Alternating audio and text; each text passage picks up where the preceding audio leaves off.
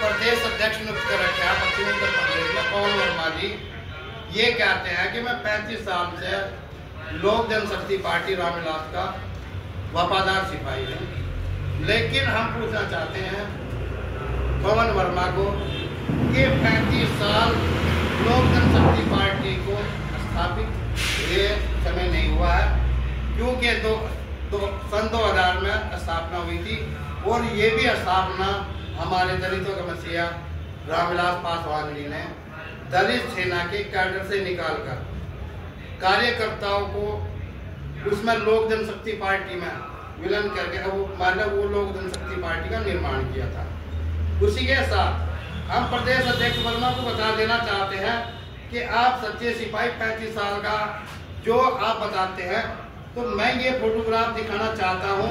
पवन वर्मा जी अपनी असलियत के दोहरे चरित्र को ध्यानपूर्वक देखें कि लोक जनशक्ति पार्टी के आप प्रदेश पश्चिम उत्तर प्रदेश के प्रदेश अध्यक्ष पद पर नियुक्त है और आप उस पर नियुक्त रहते हैं।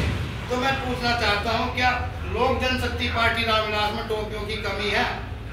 जो टोपी आपने बहुजन समाज पार्टी की ओर रखी है, गले में पटका आपने बहुजन समाज पार्टी का डाल रखा है, यहाँ तक आप अपने भाई के चुनाव मंच पर आप कुर्सी की परवाह करे बिना ही आप पीछे मंच पर बैठे हैं। और जब हमारा देवली विधानसभा दिल्ली के अंदर हमारा कैंडिडेट चुनाव मैदान में था, चुनावी सभा में आपको कुर्सी नहीं मिली, आप नाराज होकर वापस चले आए। क्या यही वफादारी है आपकी लोक जनशक्ति पार्टी में?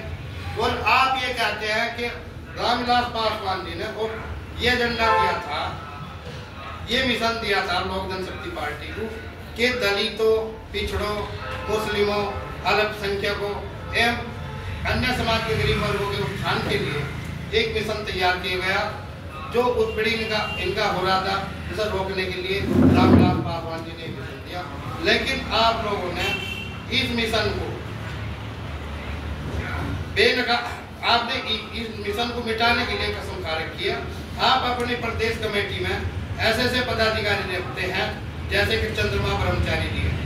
चंद्रमा ब्रह्मचारी जी कहते हैं उठेगी हिंदू तलवार तो कोहराम मच जाएगा, इतिहास की तुम चिंता मत करना, पूरा भूगोल ही बदल जाएगा।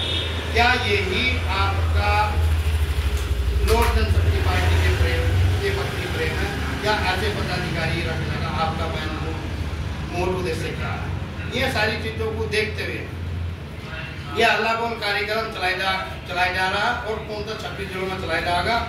और आप कहते हैं कि मान्या कोई भी संगठन जो बनाता है वो पार्टी विरोधी होता है। तो आपने जब संगठन बनाया, आपने बनाया राष्ट्रीय जनशक्ति दल मंच और इस बार राष्ट्रीय अध्यक्ष में आज की डेट में भी आप मंच के राष्ट्रीय अध्यक्ष हैं। तो हम पूछना चाहते हैं, क्या ये 2000 चरित्र आपका नहीं है?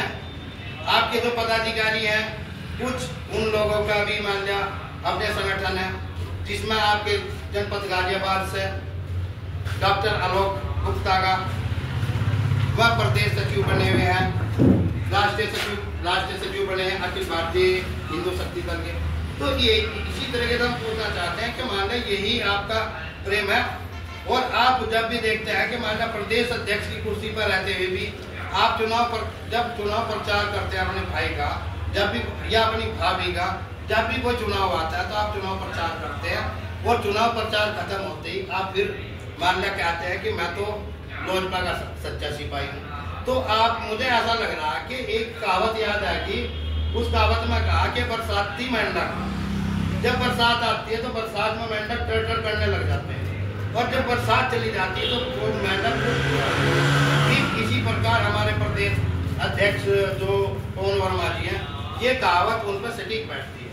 क्योंकि जब उनका भाई चुनाव लड़ता है, उनका परिवार का कोई सदस्य चुनाव लड़ता है, तो वो प्रचार करने के लिए वहां पर ट्रैक्टर करने लगता है और जब वो प्रचार खत्म हो जाता है, चुनाव खत्म हो जाता है, फिर लोक जनशक्ति पार्टी की तरफ आ जाता है। तो ये 2000 जो चरित्र है, इसका आम कार्यकर्ता जो सच्चा सिपाही रामविलास पासवान है वो बिल्कुल बर्दाश्त नहीं करेगा। और ये सारी जो समस्याएं हैं, ये जो मान हमारे पुराने कार्यकर्ताओं को अपमानित किया जा रहा है, ये सब उनके स्वाभिमान के लिए स्वाभिमान रखने के लिए उनके जो आप अपमानित कर रहे हैं उस अपमान का बदला लेने के लिए, आपको बेनकाब करने के लिए हमें दिल्ली की तरफ भी कूच करना पड़ेगा और कूच करके वहाँ पर अपने कार्यकर्ताओं के लिए न्याय की गुहार लगाई जाएगी अपने राष्ट्रीय अध्यक्ष से। और हम आपको स्पष्ट क्या देना चाहते हैं, या तो अपनी चरित्र में सुधार कर ले, वरना आपके खिलाफ अगर हमें न्याय नहीं मिला, अगर हम चिराग पासवान की कोठी पर आत्मदाह भी करना पड़े तो हम पीछे नहीं हटेंगे, क्योंकि हमें अपने कार्यकर्ताओं का स्वाभिमान पहला है, अपना प्राण बाद में है। इसी के साथ में अपने विचार समाप्त।